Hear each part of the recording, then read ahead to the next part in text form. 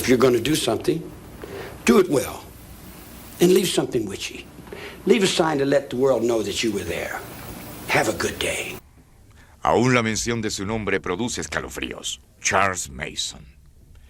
Él y varios miembros de su familia están todavía cumpliendo cadena perpetua por los crímenes que tanto horrorizaron al mundo hace más de un cuarto de siglo. En una reacción de violencia, ellos asesinaron a 7 personas a sangre fría en 2 vecindarios de Los Ángeles. Aunque no cometió ninguno de los asesinatos, estaba claro que él era el jefe y autor intelectual. Así que hoy en Biografía veremos la vida de Charles Manson. When I stand on the mountain and I say, do it, it gets done. If it don't get done, then I'll move on it. And that's the last thing in the world you want me to do. I knew that people would die. I knew that there would be killing. Our acts cannot be forgiven. Every one of you out there has tried to kill me for the last 25 years, and I'm still here. Ha, ha, ha. Now what? Charles Manson. Viaje a la maldad. El 8 de agosto de 1969, intrusos entraron a la casa del director Roman Polanski y su esposa embarazada, la actriz Sharon Tate, en Los Ángeles. La asesinaron a ella y a 4 más. La próxima noche invadieron otra casa y dieron muerte a un dueño de supermercados y a su esposa con igual brutalidad. En 2 días, toda la ciudad estaba aterrada. Pero pasaron meses antes de que lograra vincularse los crímenes. Cuando esto sucedió, un extraño personaje llamado Charles Manson fue acusado de provocar a sus aparentemente fanáticos seguidores a cometer los crímenes. Comenzó una obsesión nacional por comprender a esta gente. ¿Quién era Charles Manson? Según él lo recuerda, el dolor de su infancia comenzó a temprana edad. I am a street child. I'm a runaway little girl at 15 years old out of Kentucky named Kathleen Maddox. I didn't have a husband. My husband's name was Scott. And he married somebody else and went down the road, and she went to Cincinnati and had a guy named Charlie Manson. Nació el 12 de noviembre de 1934 en Cincinnati, Ohio, en el Hospital General Chicago. Su madre, Kathleen Maddox, tenía 16 años y era soltera. Su padre era un tal coronel Scott, quien conocía desde hace muy poco tiempo a Kathleen. She was very, very motherly looking. She was as motherly looking as my mother was. My mother went to prison for 5 years for strong-arm robbery. Her brother had to deal a trick in off the street and put the yoke on him to get some money to eat. But when I heard she was a prostitute, it just... I couldn't believe that either. And she went to prison, and I used to visit her in the prison visiting room. La ausencia y rechazo materno haría que el sueño constante de Manson durante su infancia fuera estar con ella. Manson pasó muchos de sus primeros años en el pequeño pueblo de McMacken, al oeste de Virginia, con su tío y su tía profundamente religiosos, viviendo, según las apariencias, una vida de pueblo bastante feliz. The house was a big, older house, but it was beautiful. He had just about anything he wanted, I would say. His aunt and uncle and grandmother took him to church. He didn't like going. The only thing he really liked, was the singing. But Charles loved to sing. Pero bastante de la educación temprana de Manson vino de otro tío, un hombre montañés. Out of the Kentucky mountains, when my uncle said, "We ain't surrendered, we're still rebels, and we'll be rebels until the end of time, because I ain't accepting no Yankee school." He said, "Don't go to those schools, boy." So when I was 9 years old, I set the school on fire, and I went to reform school. Entre 1942 y 1947, Manson vivió gran parte de su vida con su madre y sus muchos amantes en el oeste. Pero entonces, imposibilitada de colocarlo en un hogar adoptivo, dejó que la corte lo enviara a la escuela Gibault para jóvenes. 10 meses después se escapó y fue a buscarla, pero ella no lo quería de regreso. Este fue un hecho crucial para Charles Manson. The only thing my mother taught me was that everything she said was a lie. And I learned never to believe anyone about anything. Una vez más escapó de la escuela y comenzó una vida llena de crímenes menores, incluyendo hurtos nocturnos en automercados y robos de bicicletas. En 1949, saliendo de un reformatorio juvenil, fue enviado al famoso Boys Town del padre Flanagan. Un joven sin remedio que ha vivido en una calle ciega emocional hoy se encuentra feliz. Va para el Boys Town. Manson se fugó 4 días después. Ahora, con 13 años, robaba autos, robaba tiendas y cometía sus primeros asaltos a mano armada. Entonces fue enviado a la escuela indiana para jóvenes, donde él dice que fue violado y golpeado constantemente. Escapó de allí 18 veces. Ahora las sentencias aumentaban por estar robando autos, cometiendo asaltos a mano armada y robos a estaciones de servicio. Fue a la Escuela Nacional de Entrenamiento para Jóvenes, al campamento Natural Bridge, a reformatorios en Petersburg, Virginia y Chillicothe, Ohio, de donde fue liberado en 1954. Él tenía solo 19 años. Para esta época en Los Ángeles, una de sus futuras seguidoras, Patricia Krenwinkel, era apenas una pequeña niña. Su cómoda infancia no pudo haber sido más distinta a la de Manson, pero en el hogar de ella también había tristeza. During the time I was brought up, nothing was talked about. I mean, my parents' dissolution of their marriage, you don't talk about that. You don't talk about problems in the home. I never felt like I had a sense of who I really wanted to be or become. En 1949, Leslie Van Houten nació en una estable familia clase media en Altadena, California. Desde una edad temprana, ella quería ayudar al mundo. Sus padres también se divorciaron. I was always very creative young girl, artistic. But I never, for a while, I wanted to be a school teacher. Somewhere along the line, I got distracted and I lost motivation. Believed that I was desperately seeking someone that I could love and hold on to and call my own. That somehow my dad leaving had left a space there. En 1955, en enero, Charles Manson, de 20 años, se casa con Rosalie Jim Willis, de 17 años. Él realizaba trabajos temporales, pero seguía robando autos y llevándolos a otros estados. 1944, I went to juvenile hall. I didn't get out till 1954. I got a little girl named Rose, stole some guns, went to Georgia, burglarized a store, got a straw hat full of dimes, and came to L.A. I turned 21 years old in the L.A. County Jail. I wasn't out but a hot second. I've been in jail all my life. Era uno de los hechos curiosos sobre Charles Manson. Con frecuencia lograba cometer crímenes poco serios que violaban leyes federales y que traían sentencias severas. Una sentencia suspendida se extendió a 10 años porque Manson se escapó mientras cumplía condena por forjar un cheque de tesorería por un monto irrisorio. I was struck by something initially, and that is that he had been sentenced to 10 years for attempting to cash a $43 treasury check, and he did 7.5 years. Desde 1951 hasta 1967, el expediente criminal de Charles Manson muestra una variedad de crímenes, desde robo postal hasta falsificación y prostitución. En la prisión de McNeil Island desarrolló cierta habilidad con la guitarra, la cual jugaría una parte importante en algunos eventos posteriores. El hombre que le enseñó a tocar era un viejo compañero de prisión, el conocido gángster Alvin Espantoso Karpis. Fue también en prisión, con sus rígidos códigos de comportamiento y jerarquía, donde Manson desarrolló su particular manera de ver el mundo. See, I never realized that people outside are much different than the people inside. People inside, if you lie, you get punched. You get misused. You don't lie to the lieutenant. Lieutenant don't lie to you. There's a certain amount of truth in prison. And being raised in prison, I was raised pretty much in the light of that truth.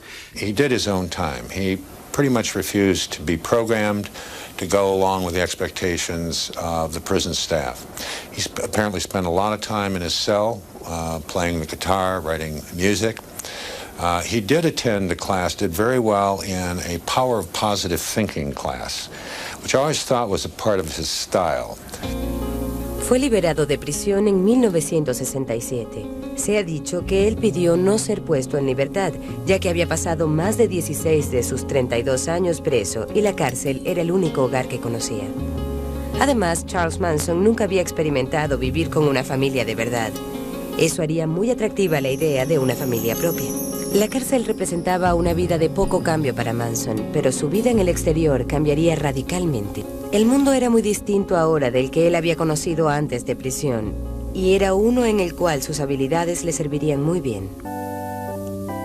En los años 60, el distrito Haight-Ashbury de San Francisco era para los hippies y otros rebeldes del sistema la tierra prometida. What we saw at its peak were literally thousands of flower children all over the country, all over the world, attracted to this movement, like moths to a flame, you know, summer in San Francisco. There was a philosophy here that was totally revolutionary that they'd not heard before, and this was the epicenter of it. A lot of very young, creative, exploring people came there, but then you started to see a shift where more disturbed, sicker, more drug-involved people started to come. Las drogas alucinógenas como el LSD estaban siendo reemplazadas por estimulantes más fuertes, particularmente por la llamada speed, que podía ocasionar compulsión y paranoia. La inocencia se convertía en violencia. You may recall a song, the lyrics of which were, if you come to San Francisco, you better wear a flower in your hair. By 1967, if you came to San Francisco, you needed to wear a 45 in your belt. It had changed that fast. The kids were still coming from all over the United States with the same set of expectations, but the welcoming committee was very, very different. There was a brand of street theater that was hard to imagine. If we are coming up to the beatnik area, all the stores out in this area, they're taken over by the beatniks, and we see them in all shapes and sizes. I think this one is a girl walking in front of us. She has a hair ribbon, but it's hard to tell. It was a scene where if you grew your hair and talked the talk, you fit in. Esta fue la atmósfera en la cual entró Manson al salir de prisión en 1967. When he came out, he initially told me that there was nothing I could do, that that he could go back to prison. He was not afraid of it. He was not going to do parole if parole was going to be onerous. He was clearly an antisocial personality. He was superficial, he was glib, and he was very adaptable. And when I got out, all your children would come to me because they never had anybody to tell them the truth. He sized up people, I think, fairly quickly and fairly accurately. I think that's a skill you learn in prisons. He said, so your father just kicked you out of the house. And that started it. Lynette Chillona Fromm pronto se unió al clan Manson. It was easy to talk to him. And we talked on a number of levels. His mind intrigued me. Charlie was what he needed to be at any given time. Pat Kregwinkel fue otro miembro fundador de la familia Manson. I met Charlie when I was living at the beach with my sister, and she came home and said to go down to a friend's house, which I did, and Charlie was there, and he was playing the guitar. And so I was introduced to him there. And that night, we slept together, and I felt really loved by him almost immediately, mostly because I think at that point I was really desperate for someone to care. When we made love, all I remember is just crying and crying to this man. I mean, it was like, because he said, oh, you're beautiful. I couldn't believe that. I just started crying. La familia Manson también adoptó hombres. Uno de ellos fue el joven tejano tradicional Charles Tex Watson. Charlie used sex for, number one, when people would come and he wanted power over them, men, he would offer them whatever women he had. And he had certain women he always put out front, which he called his front street girls. They were the ones that he thought were the most beautiful, the ones that would be the most enticing. And that's what he would do. I mean, he was an excellent pimp. Charles Manson no solo seguía atrayendo seguidores, sino que también comenzaba a ejercer un poder mucho mayor. Whatever he believed, I would believe. And I would say, and I would spout off. I began to get increasingly uncomfortable with the amount of control and the way in which he used them. And you could see his sense of power and control growing. Pero al menos en California, la familia era vigilada por agentes externos. I saw him on a weekly basis. He would bring the girls into the office. It was a big occasion. I would go out to a home and see them. There was always that string. There was always some reality. La familia abandonó San Francisco en el verano de 1967 y comenzó una odisea a lo largo de la costa californiana. Para mantener a sus seguidores entretenidos por suficiente tiempo, Manson los llevaba de lugar en lugar. Comenzaron a pasar mucho más tiempo en el área de Los Ángeles. Ahí Manson soñaba con hacerse un nombre en el mundo del rock and roll. I think he felt that once he got down there, things were going to be very, very different. He had contacts with the Beach Boys. A través de sus mujeres, Manson hizo contacto con Dennis Wilson de los Beach Boys. En Los Ángeles, Wilson recogió a las dos hermanas y las llevó a su casa. Pronto aparecieron Manson y el resto de la familia y se mudaron con Wilson por varios meses. Entonces, con Wilson y su amigo el productor Terry Melcher, Manson hizo algunas grabaciones, pero siempre le frustró el hecho de que su música permaneciera anónima. They came to the ranch, lady. I didn't go to them, they came to me. You're stealing my music every day. You're writing my songs, you're playing my game. En agosto de 1968, la hermana Susan Atkins encontró un nuevo hogar para la familia, un antiguo estudio de cine convertido en establo, propiedad del octogenario y casi ciego llamado George Span. Leslie Van Houten se unió a la familia en 1968. You know, all very fun in the beginning, innocent. Al principio la familia vivió feliz en el destartalado estudio. Jugaban a interpretar personajes de viejas películas. Era como un campamento vacacional y Manson era el director. It was a great place, actually. We could make anything we wanted out of it. It was like having the R Gang set, you know. You could turn it into anything. The whole idea was to let time disappear. There was no time. We were all living now. Now was the only time. See, at first the magical mystery tour was that we would be cowboys or gypsies or pirates, and every day it was to wear a different role so that we would get more out of ourselves, and every day was Halloween.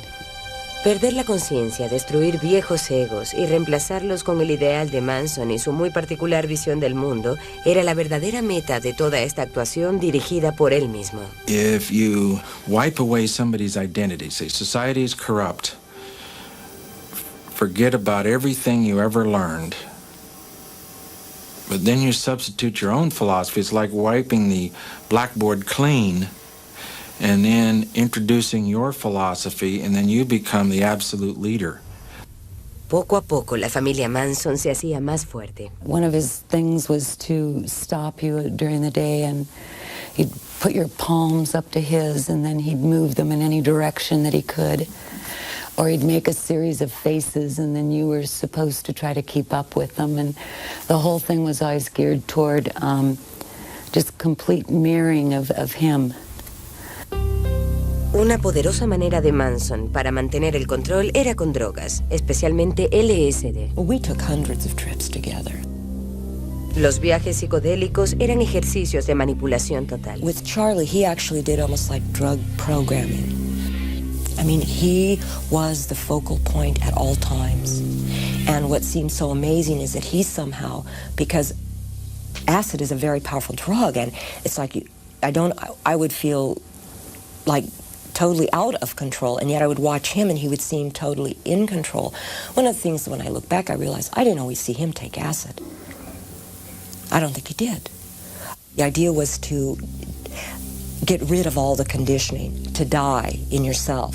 So he would hold you up and say something to you. Say, see, I can see your mother on you. It's still the conditioning. You know, you haven't gotten rid of it. You're not dead yet.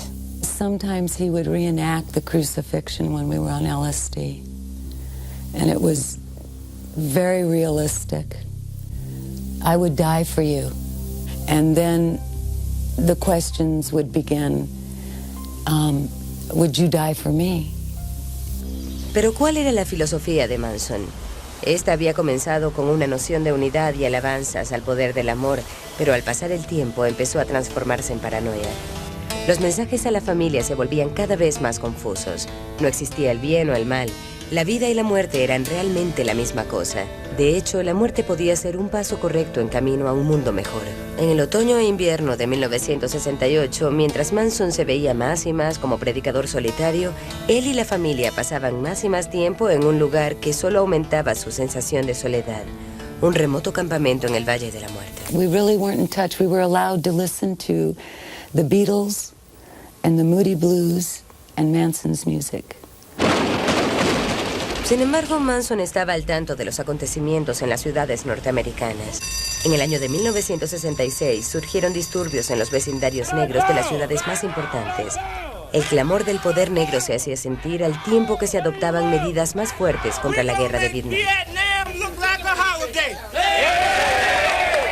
Because if America don't come round, America should be burnt down. La familia regresó a Los Ángeles en enero de 1969. La paranoia aumentó en julio cuando Manson creyó haber matado a un traficante negro que él creyó miembro de los Panteras Negras. Convencido de que ya la furia total de las Panteras Negras se volcaría pronto sobre la familia, amargado con su fracaso en el área musical y sobre todo seguro de que había una gran guerra racial a las puertas, Charles Manson pasó julio y agosto tenso y enojado.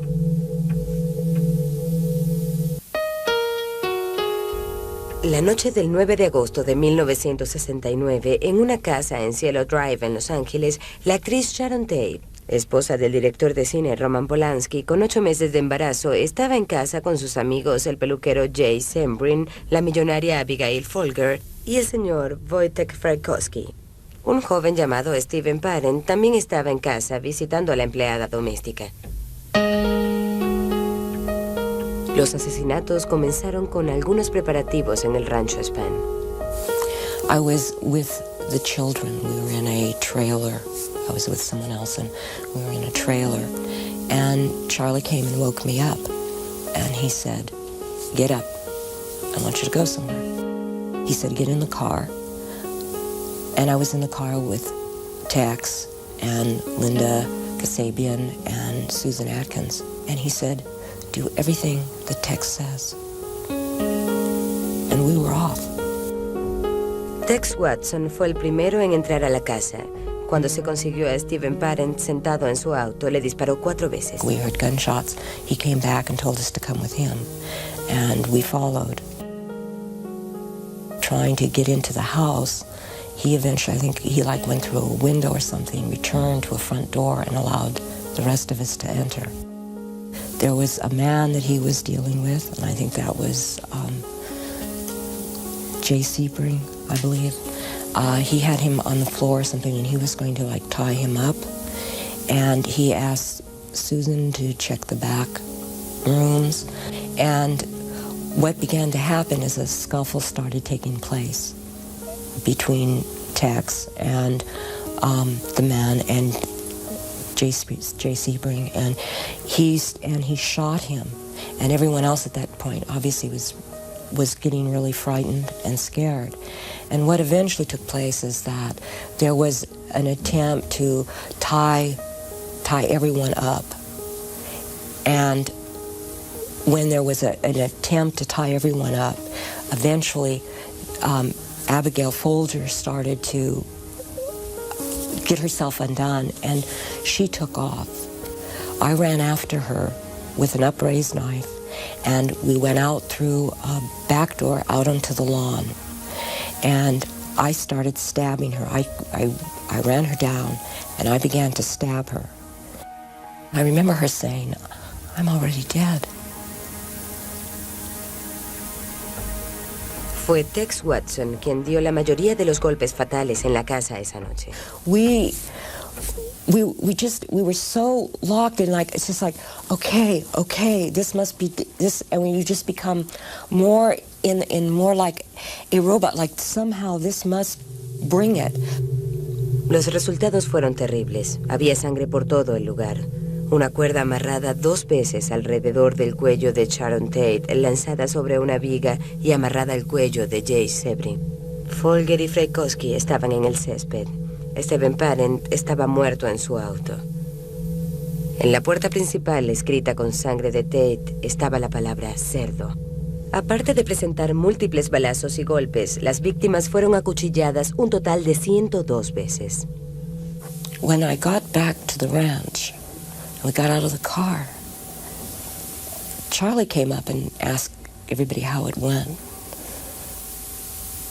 But that was the first time I looked at him and I said, Charlie, they were so young. And he just said, go with Tex. La noche siguiente hubo otro ataque. Esta vez fue en la casa del empresario de automercados Leno LaBianca y su esposa Rosemary en una sección muy distinta a la de Los Ángeles. Manson conocía la casa porque había ido a una fiesta en una casa vecina ese mismo año. En esta segunda aventura los acompañó Leslie Van Houten, ansiosa de probar su lealtad a Manson. I knew that people would die. I knew that there would be killing. Manson, Van Houten, Krenwinkel, Watson, Atkins y Linda Kasabian dieron vueltas por un rato antes de detenerse en la casa de los LaBianca. Manson entró, ató a los LaBianca y se marchó. Pat had a knife. And I tried to hold Mrs. LaBianca down and I couldn't do it. And Pat went to stab her and she couldn't do it. Leslie was still trying to hold her because she was struggling, and I went and got Tex. And Tex went into the bedroom, and I stood in the hallway, and I looked into an empty room in the den, and I just stayed there, and I didn't move. And I have no sound memory of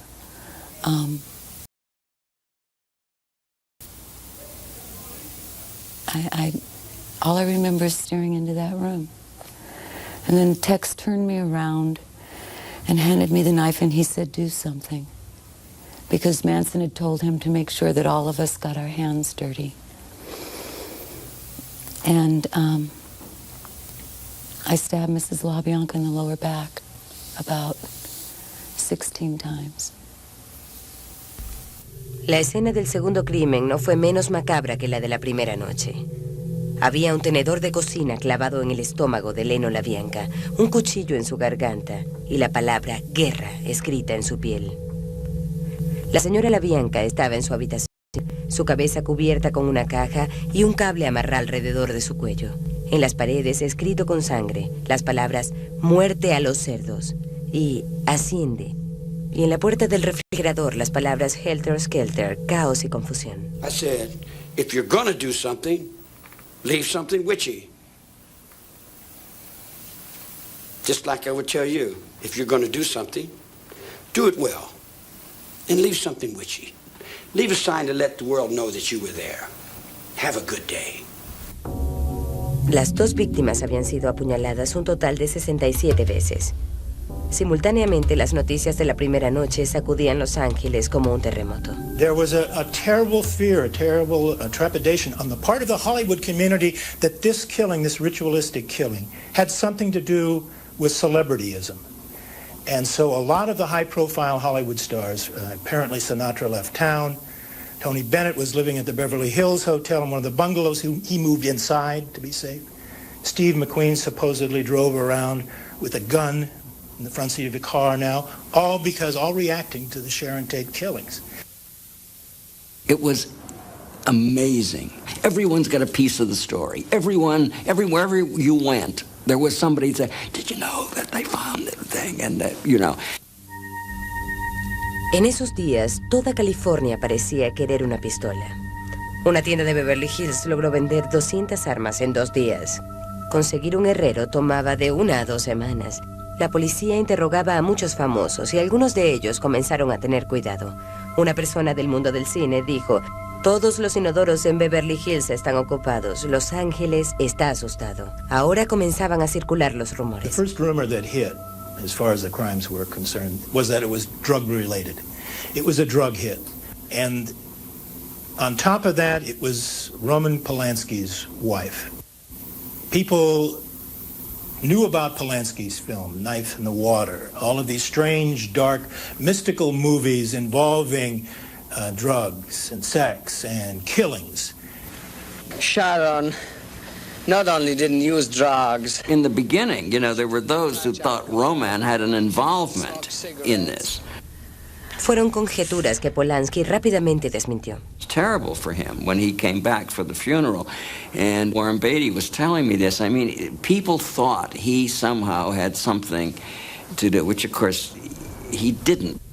Aunque eran obvias las similitudes que existían entre los ataques a las familias Tate y LaBianca, la policía creía que el segundo crimen era solamente una copia basada en la publicidad dada al primero. De hecho, ambas investigaciones se realizaron separadamente. Durante las pesquisas, la familia fue arrestada por una acusación de robo de automóvil y liberada inmediatamente. Se dirigieron entonces hacia el norte, a la seguridad del rancho Parker. El 10 de octubre, la familia fue arrestada otra vez por nuevas acusaciones de robo y fraude. Y mientras estaban en la cárcel, afloró la historia de los asesinatos. La hermana Susan Atkins fue implicada por otro miembro en un crimen anterior. Presa en Los Ángeles, le contó a los reos acerca de los asesinatos. Mientras más asesinas, más te gusta hacerlo, les dijo. Uno de los reos le contó la historia a la policía. En diciembre de 1969, 4 meses después de los crímenes, Charles Manson y 5 miembros de la familia fueron acusados por los asesinatos Tate LaBianca. Lo que algunos llamaron el crimen del siglo, ahora se transformaba en un juicio que hipnotizaría a la nación. El juicio de Charles Manson, Pat Krenwinkel, Leslie Van Houten y Susan Atkins por los asesinatos Tate y LaBianca comenzaron el 15 de julio de 1970. Manson pidió permiso para ser su propio abogado, lo cual le fue negado. Aún así, siempre estuvo claro que Manson tenía total control de la defensa. You have to realize that I viewed Manson as being the main defendant. To convict his co-defendants and have him walk out of court, I think, would have been an unsuccessful prosecution. The problem was that Manson was not at the murder scene. He did not physically participate in these murders. So I had to bring him in by way of circumstantial evidence. And also by the law of conspiracy. El corazón del caso de la fiscalía era la extraña historia del Helter Skelter, la extraña fantasía apocalíptica que Charles Manson había tejido con una gran seguridad de que estallaría una guerra racial. Helter Skelter provenía del nombre de una canción de los Beatles. Manson envisioned that white people would turn against the black man if they thought the black man had committed these 7 murders, and ultimately there would be a civil war between blacks and whites out on the street. During the war, he told them, he said, we're going to hide out in the bottomless pit in the desert, a place he derived from Revelation 9, a chapter in the last book of the New Testament. Manson foresaw that the black man would win this war. But later on, he said the black man, because of inexperience, would simply not be able to handle the reins of power. So we would have to look around at those white people who had survived, who had escaped from Helter Skelter. And he said, we'll come out of the bottomless pit, and quoting Manson, we'll send Blackie on his way to picking cotton, and we'll take over the leadership of the world.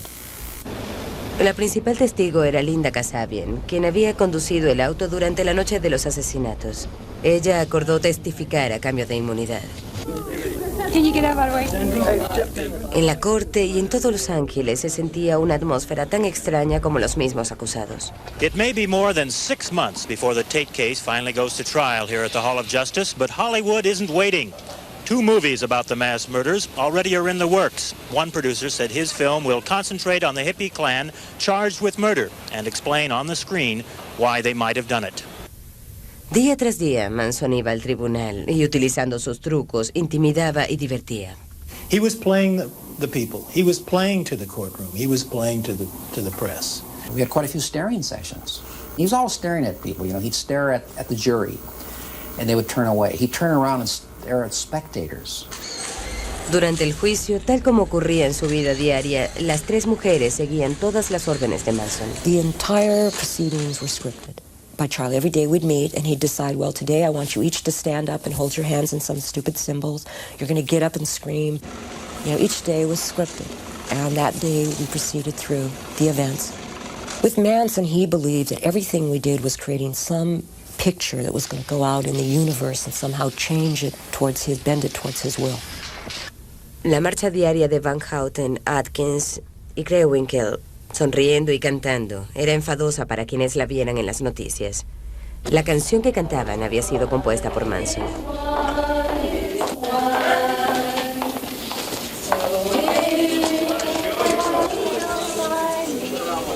Tras numerosas interrupciones del juicio, el resto de los miembros de la familia fueron expulsados del tribunal, así que se mudaron a los pasillos y mantuvieron vigilia afuera. Al principio, el ánimo era casi festivo.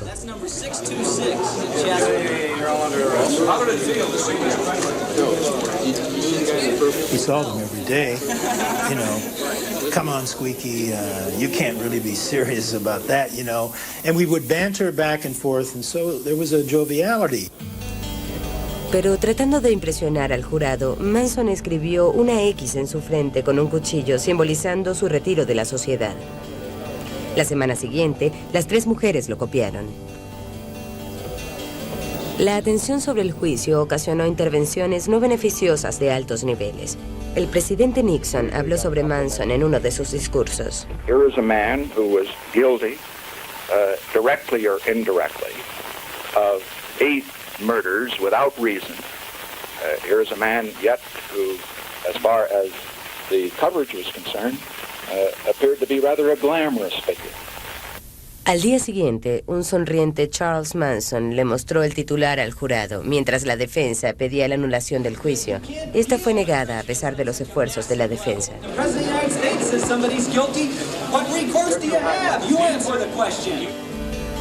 Dentro del tribunal, el momento más dramático ocurrió el 5 de octubre de 1970.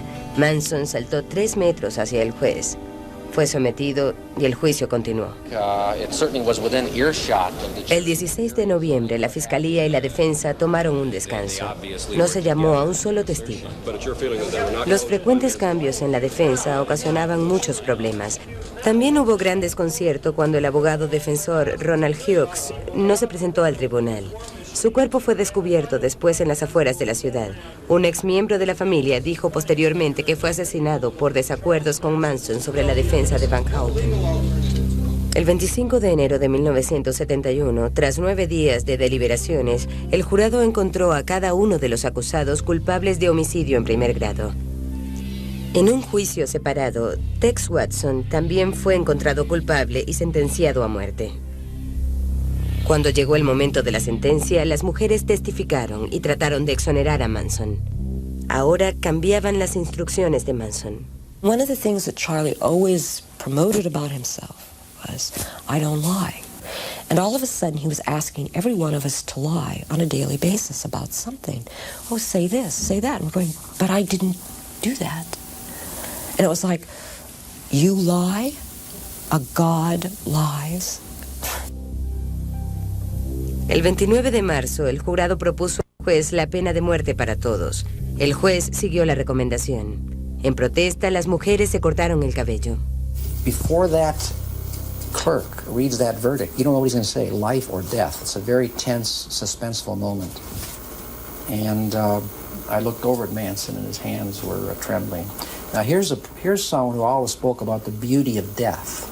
He was always telling everyone, death is a beautiful thing, and maybe when we kill these people, we're doing them a favor, they don't even realize it. But I was with him for 9.5 months, and he fought very hard for his own life, see? So that was just pure hypocrisy on his part. Ahora los acusados estaban condenados a muerte. Para algunos de ellos era una especie de alivio. I was more than willing to go to the gas chamber. I didn't fear it. The death penalty for me at the time it almost justified my not having to deal with what I had done. It was the eye for an eye. They're going to kill me. I don't have to deal with it. En 1972, la Corte Suprema derogó la pena capital. Todas las sentencias fueron cambiadas a cadena perpetua. En el caso de Charles Manson, hubo un cierto elemento irónico. In fact, he told me after the trial, because Bugliosi says, you know, you haven't achieved anything here. He said, all you've done is send me back to where I came from. But I said, well, yeah, Charlie, that's true, but as far as I know, you've never been in the green room before. The green room is a reference to San Quentin gas chamber.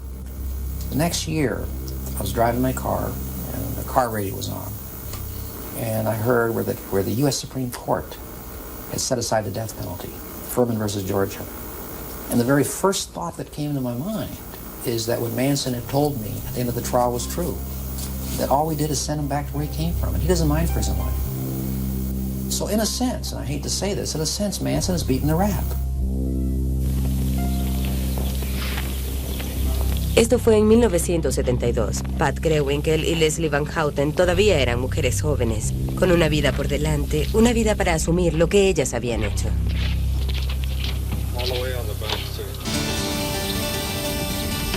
Más de 25 años después de los asesinatos de Tate y la Bianca, Charles Manson, Patricia Krenwinkel, Leslie Van Houten, Susan Atkins y Tex Williams están todavía en prisión cumpliendo cadena perpetua.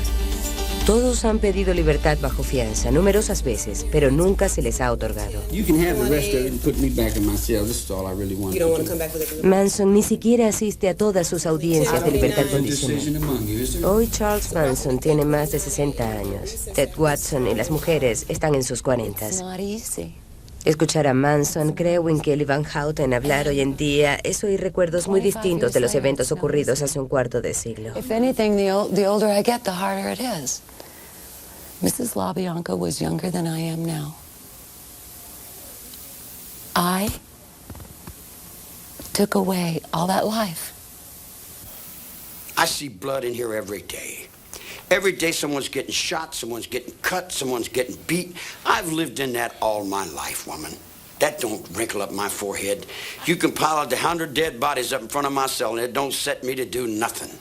Every day I wake up and know that I'm a destroyer of the most precious thing, which is life. And living with that is the most difficult thing of all. And I do that because that's what I deserve, is to wake up every morning and know that. You know, it didn't happen overnight. He spent a lot of time taking middle-class girls and remolding them. I never broke nobody's will. I never told anybody to do anything other than what they wanted to do. Oh, Charlie's just absolutely lying. There wasn't one thing done that was even allowed to be done without his expressed permission. Wait a minute. I said, you do what's best for you. You do what you feel is right. You do what you think is right. Now, whatever you think is right, it's got to be right. All I'm doing is I'm walking with you. I'm walking the line with you, and I'm holding the line with you. What you do is up to you. It's got nothing to do with me. You know, I take offense to the fact that 25 years later, Manson doesn't own up to his share in this. I take offense to that. I take